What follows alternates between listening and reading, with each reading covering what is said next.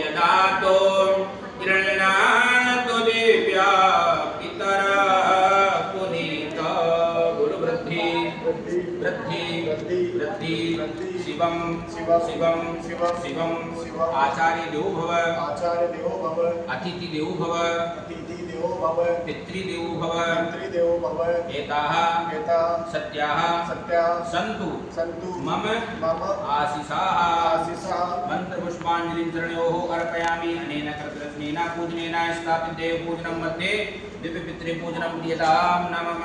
जलम् उत्सृजेत पुनर्वामस्तेक्षतान् गृहीत्वा आदित्यपर्यन्तनवकृतदेवताभ्यो नमः। ॐ कृष्णेन रजसा वर्तमानो निवेशयन्नामृतं मृत्यञ्च हिरण्येन सविता रथेना देवो जाति भुवनानि पश्यन् मध्ये सूर्याय नमः।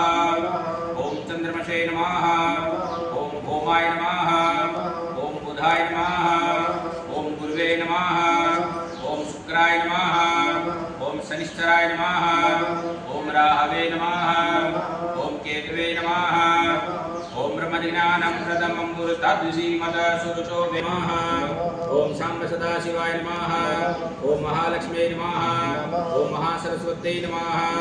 ॐ असंख्याता सहस्राणि ते रुद्रा अधिभूम्यां वाद्योर्वाद्यमस्त्योरर्घ्यं मुखे आचमनीयं सर्वाङ्गीजलिस्नानम् अर्पणमस्तु। ॐ चित्रं देवानां